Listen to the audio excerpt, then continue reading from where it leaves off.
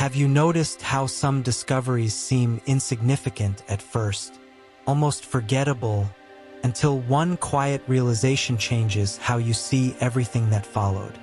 What if what scientists are calling James Webb anomalies are not errors in interpretation, not temporary mismatches in data, but the first indication that humanity has crossed a silent threshold? A threshold where the observer finally reaches the frequency of what is being observed. The James Webb Space Telescope was designed to look farther, farther into space, farther back in time, closer to the origins of the universe. But what it is doing now is not simply astronomical, it is perceptual. It is not just collecting light, it is registering organization. And there is a difference that matters deeply here, between heat and organized thermal behavior, between randomness and pattern, between noise and function. For a long time, humanity has been trained to see the universe as neutral and accidental, stars as unconscious furnaces, planets as passive matter, life as a rare outcome of favorable chaos. That model worked, as long as your instruments were crude. But instruments evolve faster than worldviews. So allow yourself just briefly to suspend the familiar explanation, not to replace it with belief, but to test whether it still fits the data. What if the signals coming from the James Webb are not pointing toward life in the biological sense you expect, but toward systems that are already functioning? What if, without intending to, humanity has finally built a tool sensitive enough to detect infrastructure rather than organisms, process rather than appearance? At this point, it is important to be clear about who is speaking. We communicate from what you would call the Arcturian frequency, not as mythology, not as symbolic spirituality, but as a technical field of perception, concerned with how stellar systems remain coherent over time. Our function is not emotional guidance or inner awakening. Our function is structural. We work with stellar architectures, planetary grids, dimensional corridors, and stabilization systems that allow complex regions of space to remain navigable without collapse. This is why this subject matters now, because what the James Webb is beginning to reveal does not belong to the domain of survival biology, but to the domain of advanced system maintenance. When an infrared sensor detects stable thermal patterns, where dissipation should dominate, this is not curiosity, it is diagnosis. Chaotic heat disperses, functional heat sustains, and when sustained patterns appear consistently, the central question shifts. It is no longer, is there life out there? It becomes, what kind of organization has been operating here? Long before we learned how to read it, there is a moment in every civilization's development when its tools outgrow its assumptions. When that happens, the universe does not change, the observer does. This video does not begin with beings, and it does not ask for belief. It begins with legibility, because before contact, before acknowledgement, before any conclusion at all, there is the moment when reality becomes readable. And once something is readable, can no longer be dismissed as coincidence. That moment has arrived, not with noise, not with spectacle, but quietly, the way all structural shifts do. Now that you know who is speaking, it is important to clarify how reality is read from this frequency, because the greatest misunderstanding in human science is not what instruments can see, it is what the data is assumed to represent. From the Arcturian perspective, space is not empty, stars are not isolated, planets are not passive. Every stellar system exists inside a field of organization, and every field carries signatures that reveal whether it is operating naturally or being actively maintained. Human science tends to look for outcomes: life, chemistry, temperature, habitability. We read processes. We do not ask, can life survive here? We ask, what level of intelligence is required to keep this configuration stable?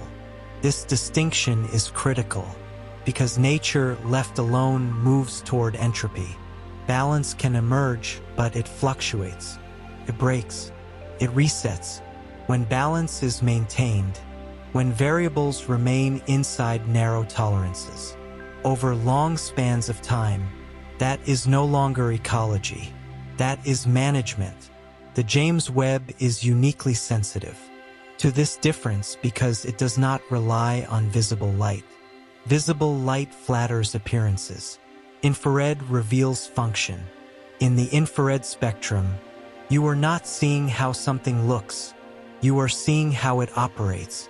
Heat signatures tell you where energy is being processed, redirected, stored, or stabilized.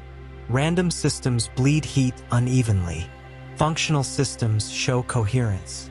This is why certain stellar readings are now creating discomfort within existing models. Not because they suggest life, but because they suggest control, where no controlling mechanism is acknowledged. From our vantage point, this moment was inevitable. Every developing civilization reaches a stage where its tools become precise enough to expose contradictions in its worldview. When instruments improve, belief systems are forced to adapt. What you are witnessing with the James Webb is not a technological leap alone. It is a cognitive collision.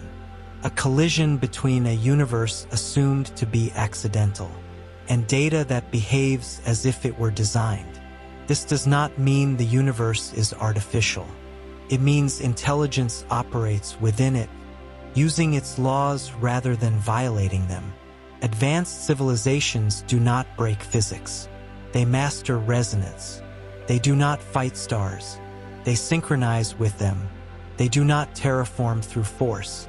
They stabilize through frequency. This is why the signs you are seeing are subtle, not spectacular. Infrastructure that has operated for millennia does not announce itself. It blends. It harmonizes. It avoids disruption. Only when an observer's sensitivity increases does the infrastructure become visible as what you call an anomaly. From our perspective, nothing has suddenly appeared. Only your ability to read has changed. And this prepares you for what comes next. Because once you understand how reality is being read, you can begin to understand where these readings are coming from. And that brings us to the nearest operational node, Alpha Centauri. To understand why Alpha Centauri matters, it helps to release the idea that stellar systems exist in isolation. They do not. In an organized galaxy, proximity is functional. Nothing important sits close by accident. Alpha Centauri is not relevant because it is near Earth. It is relevant because it occupies a stable positional corridor between emerging planetary systems and mature stellar networks. From our perspective, Alpha Centauri functions as an operational node, a place where synchronization happens quietly, where calibration occurs without announcement, where timing is adjusted so development does not fracture under pressure. This is where our role becomes active. From the Arcturian domain, our function is the technical supervision of stellar corridors that interface with civilizations still forming their internal coherence. Not governance, not command, stabilization. We do not accelerate evolution. We prevent collapse while evolution unfolds at its own pace. This is why Proxima b draws attention, not because it resembles Earth, but because it behaves as if it is being kept within tolerance. The James Webb detects thermal consistencies and atmospheric behaviors that should not persist under the conditions of that star. From a human scientific model, this appears as confusion, unstable methane ratios, thermal plateaus that should not last, patterns that refuse to degrade. From our perspective, these are maintenance signatures, when an atmosphere remains coherent, where erosion should dominate. That coherence is not resistance. It is support. Alpha Centauri is not inhabited. In the way humans imagine habitation, there are no cities clinging to surfaces, no ecosystems struggling for balance.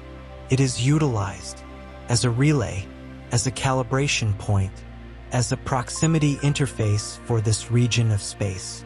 And what matters most is this: nothing there has recently changed.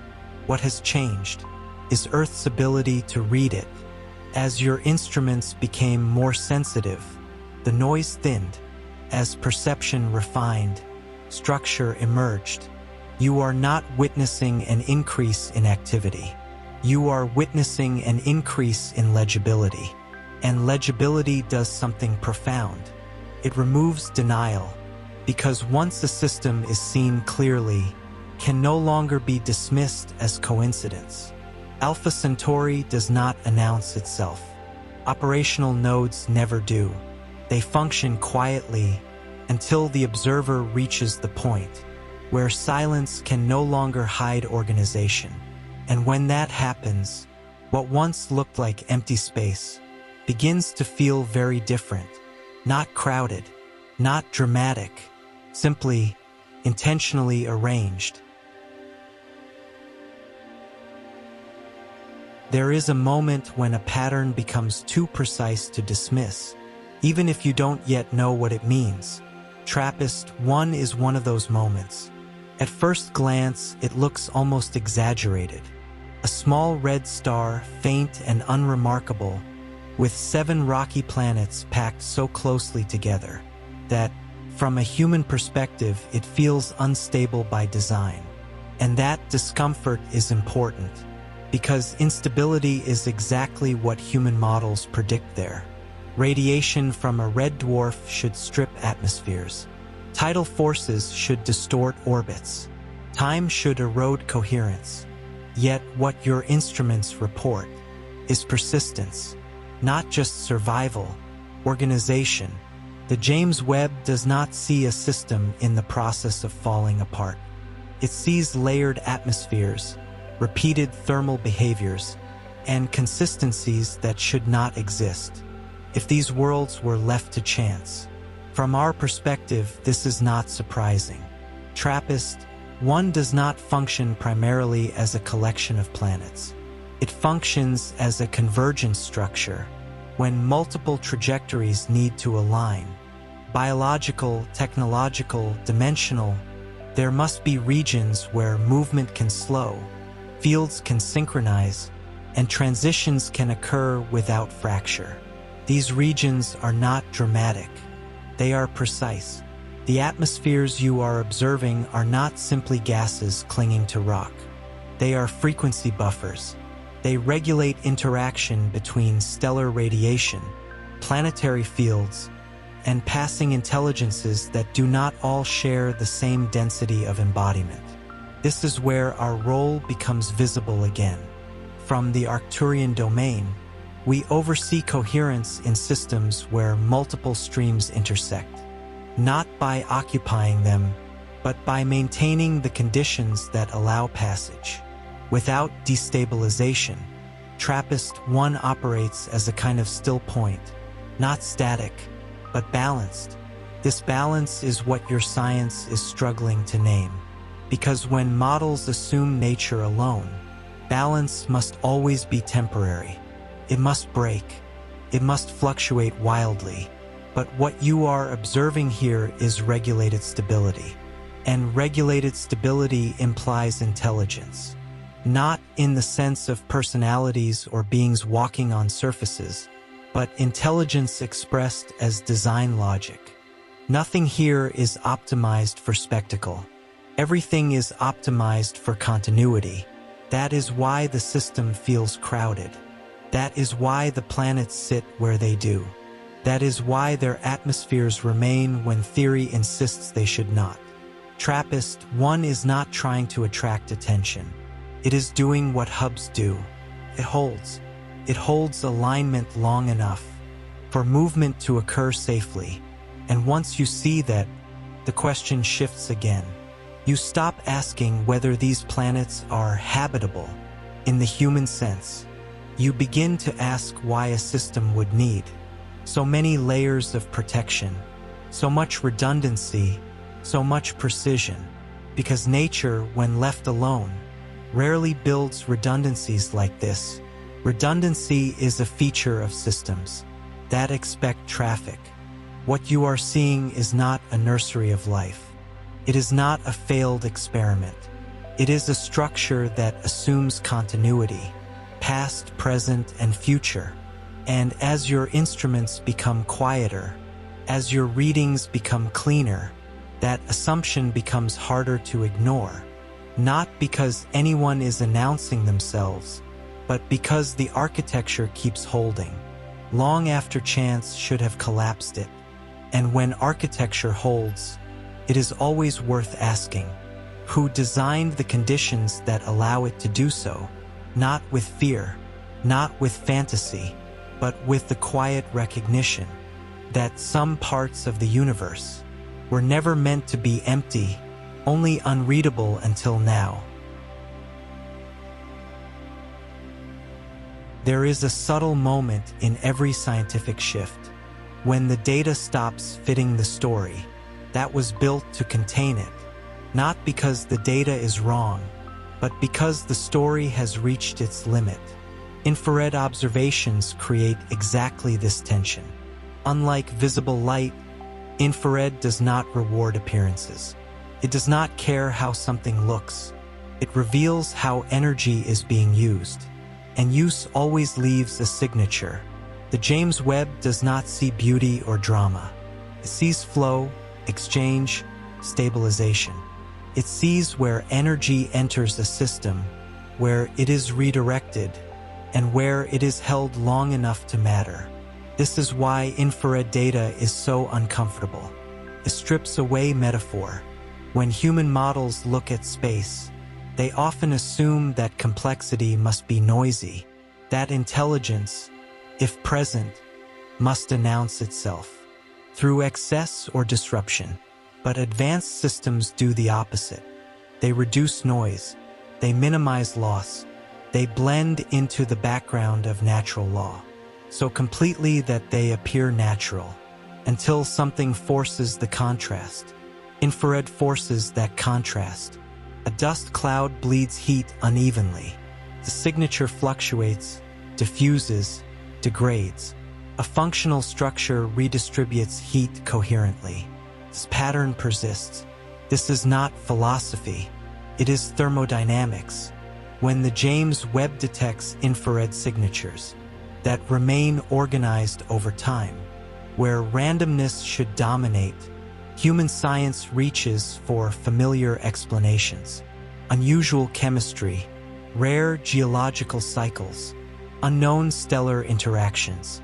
Each explanation tries to preserve the assumption that the system is unmanaged, but at a certain point, explanations multiply, not because understanding is growing, but because resistance is.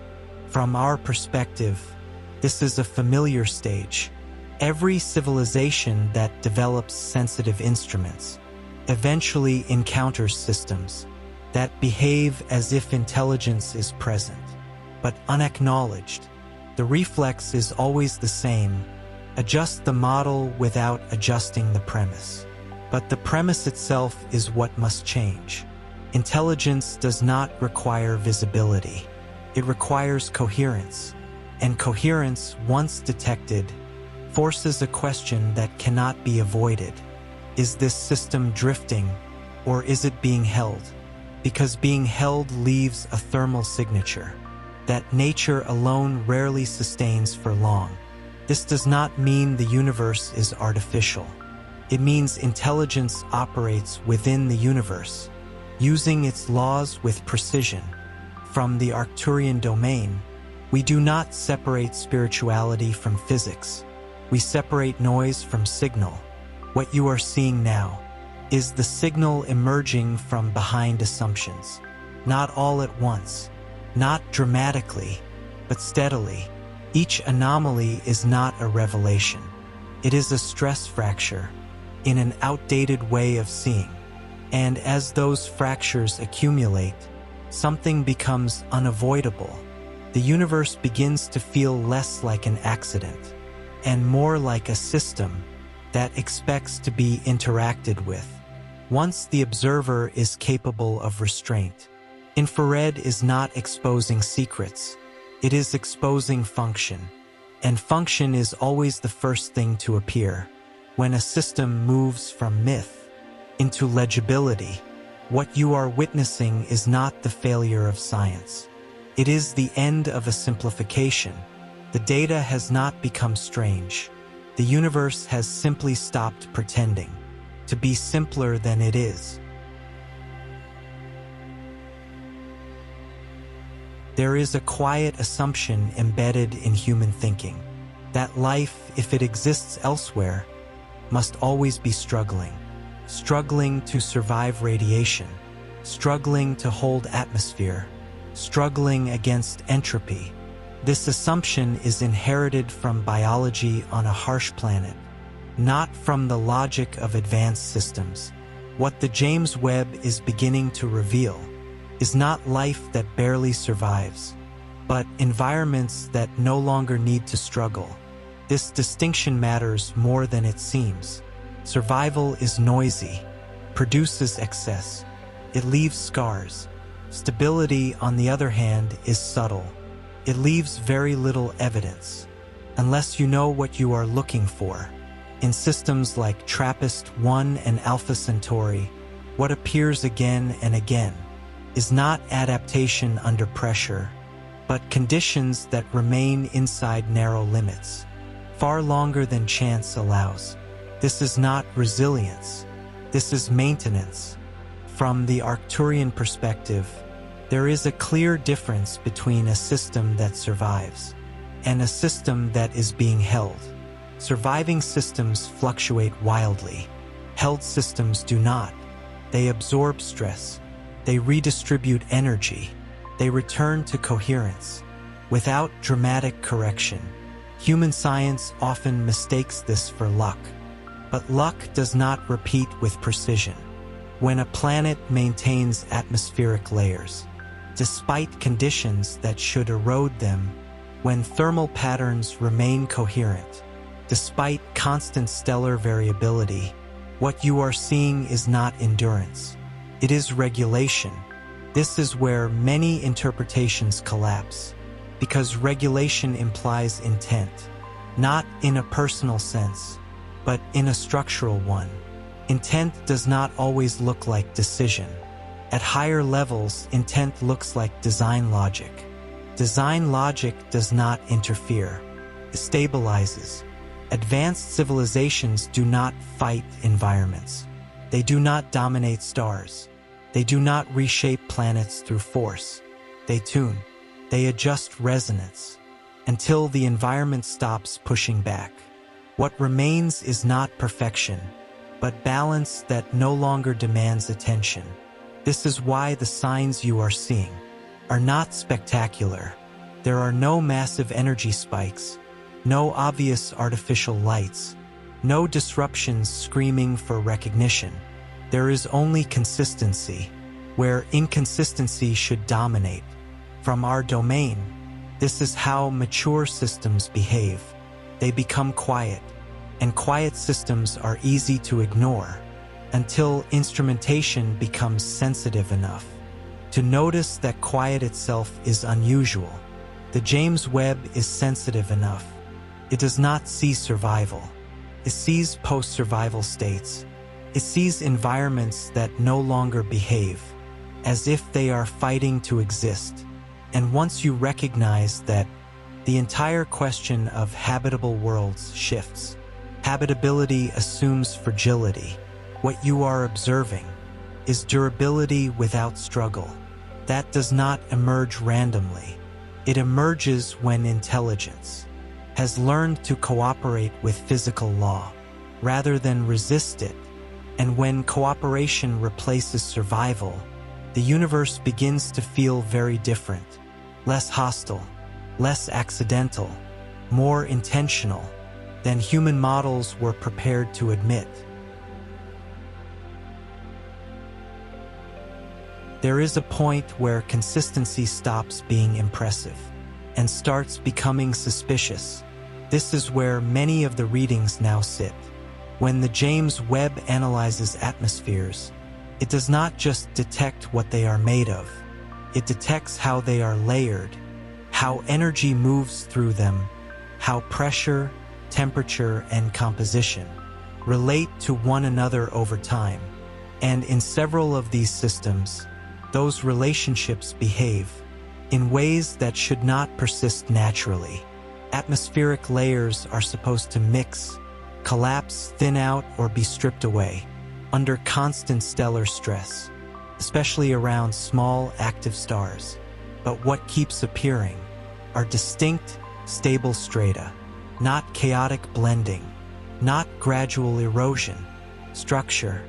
From a conventional standpoint, this is difficult to explain without inventing increasingly complex exceptions. From our perspective, it is much simpler. These layers are not just atmospheres. They function as frequency buffers. A buffer does not block force. It redistributes it. It absorbs incoming energy, shifts it across bands, and releases it in ways that preserve coherence. Within the system it protects. This is why the layers hold. They are not resisting the star. They are working with it. Human science often looks for shields that behave like walls, but walls break. Advanced systems use gradients. They create transitions so smooth that stress never accumulates. At a single point, what you are seeing in these atmospheres is not an attempt to survive radiation, but an environment that has already solved the problem of excess input. Once that solution exists, maintenance becomes minimal. This is where the language of chance begins to fail, because chance produces extremes, produces overshoot, produces instability. What you are observing is moderation, repeated with precision, and moderation, when it persists, is rarely accidental. From the Arcturian domain, we recognize these patterns immediately because they mirror the same principles used in corridor stabilization, transit zones, and intersystem interfaces. You do not want sharp boundaries where movement occurs. You want layers that guide flow without drawing attention to themselves. This is why these systems do not look dramatic. They look boring at first glance, but boredom is often the signature of something that works too well to need spectacle. When an atmosphere remains stratified, despite every reason to collapse, it is telling you something quietly. This system is not improvising. It is operating within a solved framework. And once you allow that possibility, a deeper realization follows. These environments are not optimized for observation. They are optimized for continuity. They exist to remain usable across long spans of time, without constant intervention. That alone places them outside the category of coincidence, because coincidence does not plan for longevity. What you are seeing is not protection in the human sense. It is integration, and integrated systems, once recognized, force the observer to ask a different question. Not how did this survive, but why was it important that this never fail? That question does not need an immediate answer. It only needs to be asked honestly, because once it is asked, the idea of an unmanaged universe begins to feel increasingly thin. There is a very specific kind of discomfort that arises when something does not behave the way absence should. Human perception is trained to trust visibility. If light disappears, the assumption is emptiness. If something cannot be seen, it is treated as gone. But infrared does not agree with that assumption. Infrared does not ask what is visible. It asks what is active. And this is where the most destabilizing readings begin. In several distant systems, the James Webb detects a reduction in expected visible light, without a corresponding loss of energy. Something is intercepting, redistributing, or transforming radiation, without creating the chaotic thermal signatures that dust or debris would produce. This is not darkness. It is interposition. Dust clouds scatter heat unevenly. They blur structure. They create gradients that decay. What is being detected here behaves differently. The thermal output remains organized. The distribution remains coherent. The pattern holds. From a human scientific standpoint, this creates an uncomfortable gap. If light is missing, something must be blocking it. If something is blocking it, it must heat unevenly. But that unevenness is not present. The system behaves as if energy is being used, not obstructed. This is where familiar explanations begin to stretch. Natural phenomena can hide light, but they rarely do so while maintaining long-term thermal coherence. When heat remains structured, where randomness should dominate, you are no longer looking at debris. You are looking at function. From our perspective, this type of signature is unmistakable. It does not announce intention. It reveals optimization. Optimization is not loud. It does not flare. It does not draw attention. It simply reduces waste. Advanced structures do not absorb energy passively. They redirect it. They distribute it across scales in ways that preserve equilibrium. This is why the infrared profile matters more than the missing light itself. Light can be hidden by many things. Coherence cannot.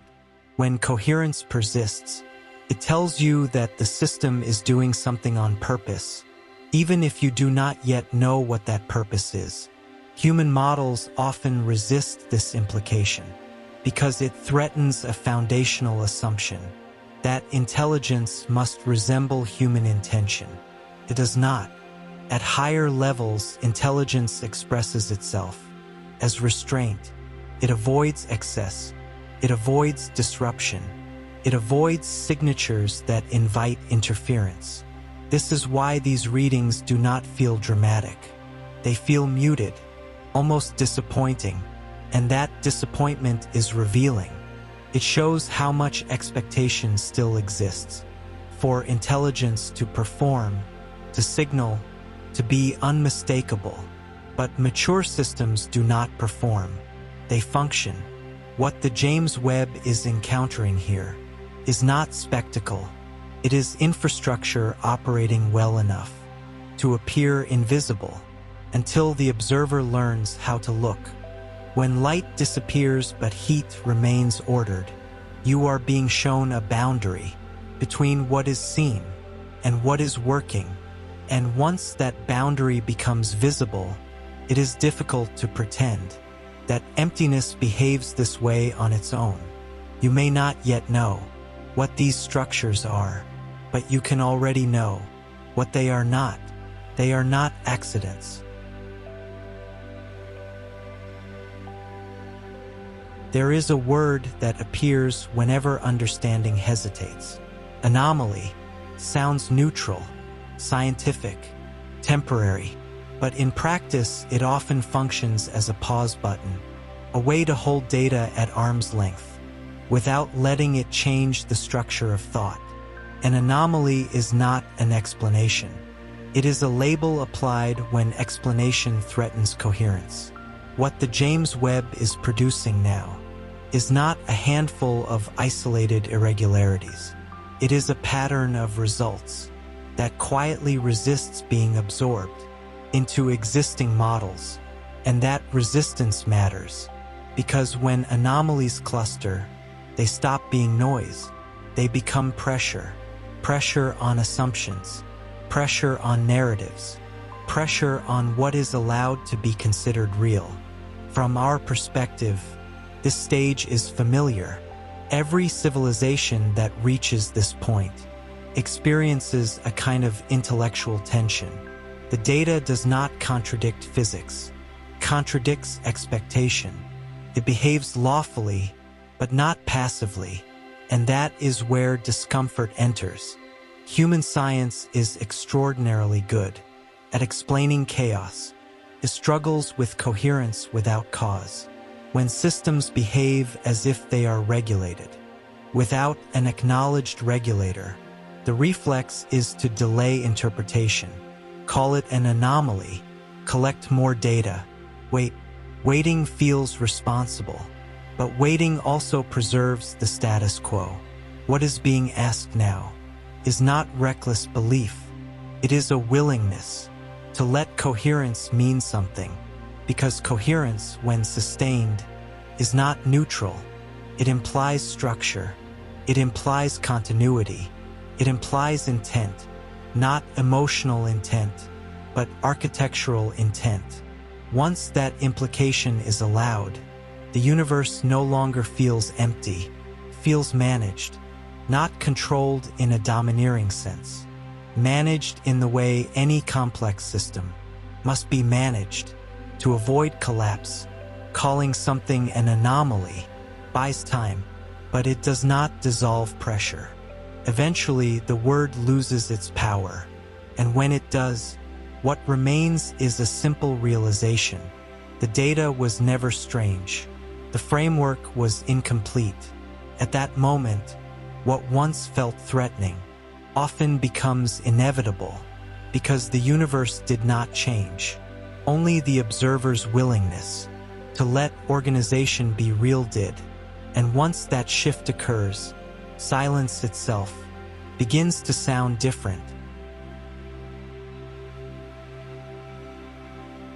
There is a quiet truth that rarely gets spoken. In most discoveries, nothing new actually appears. What changes is the observer's capacity to register what was already there. This is the stage you are standing in now.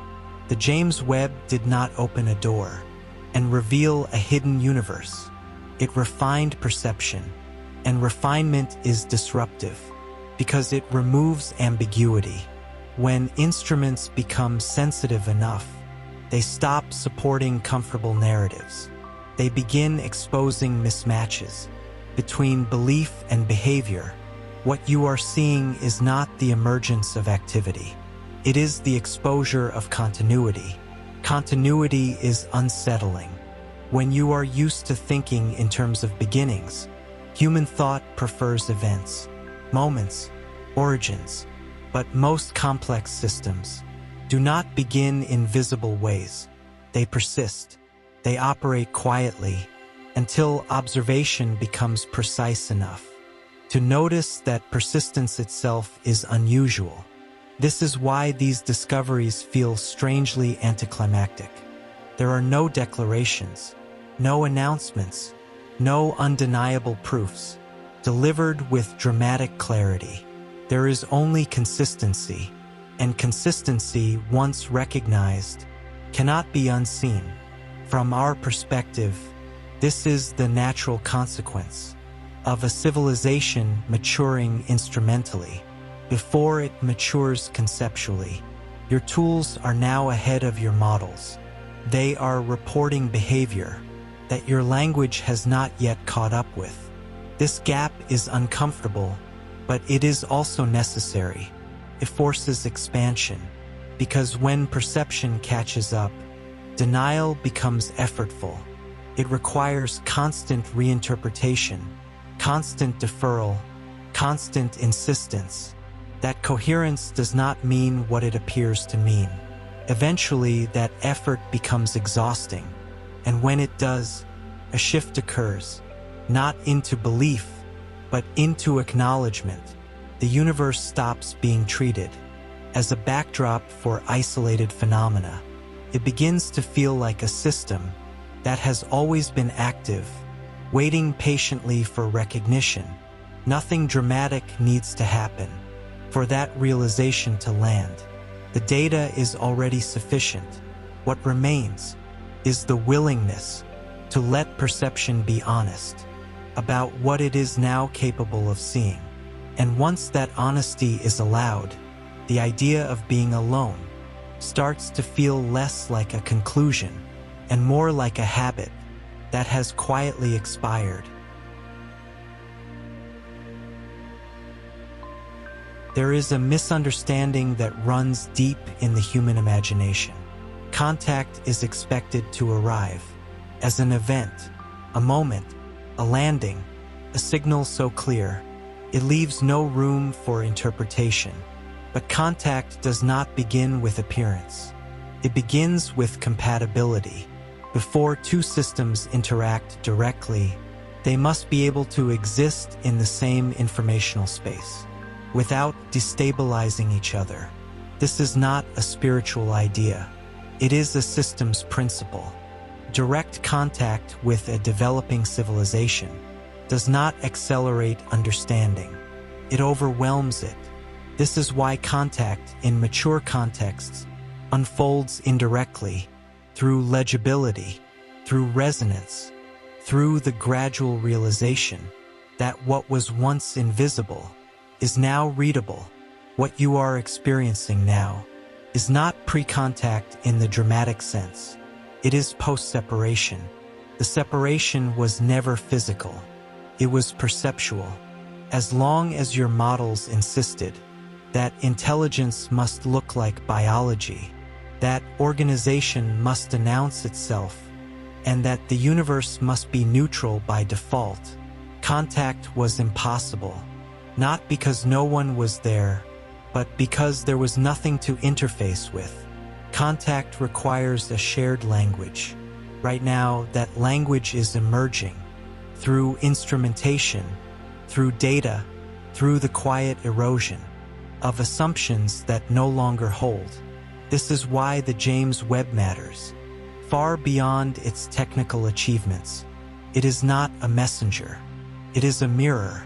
It shows you what your perception is finally capable of engaging with, without distortion. From our perspective, contact is already underway, not in the skies, but in cognition. The moment you can look at coherence, without needing it to be accidental, you are already in dialogue with the larger system. No announcement is required. No arrival is necessary. Recognition is the interface, and once recognition stabilizes, everything else becomes a matter of timing, not possibility. What is unfolding now does not ask you to believe. It asks you to notice, and noticing, once it reaches a certain depth, cannot be reversed. At that point, contact is no longer something you wait for. It is something you realize has been quietly present all along.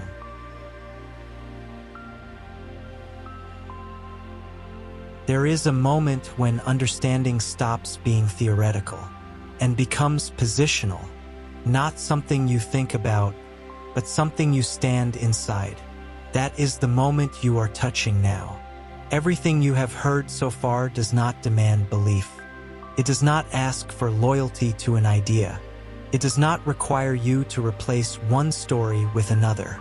It simply removes the comfort of pretending that coherence is accidental. Once you see patterns holding where they should collapse, once stability appears where randomness should dominate, once structure repeats without spectacle, the old explanation quietly expires, not because it was attacked, but because it can no longer carry the weight of what is visible. This is where many people stop. They sense the shift, but they keep it abstract. They say, "That's interesting," and move on unchanged. But recognition that remains abstract does not integrate. Integration requires participation, not outward action, not performance, but positioning. Writing is not symbolic here. It is functional. When you write something consciously, you are not speaking to an algorithm. You are stabilizing a thought inside yourself. You are turning perception into orientation. This is why we ask for a simple act, not to create agreement, but to create coherence between what you perceive and how you locate yourself inside that perception. Because reality responds to position, not opinion. And when someone reaches this point, where separation no longer feels accurate, but acknowledgement feels unavoidable, it is important to let the mind, the nervous system, and the internal narrative align. So, if what you heard resonated not as fantasy, but as something quietly recognizable, anchor that recognition, not for us, for yourself. Write in the comments, "I accept operating in a reality without veils." This is not a declaration to the world. It is a confirmation to your own system that you are no longer organizing reality around denial. Nothing dramatic follows this. No event is triggered. No promise is made. What changes is subtle. Your perception stops fighting what it already knows. And from that point on, you no longer relate to the universe as if it were distant, empty, or indifferent. You relate to it as a context. You are already inside. That is not belief. That is orientation. And once orientation shifts, everything else reorganizes. In its own time, you do not need to do more than this. Recognition, when stabilized, is already an act of contact.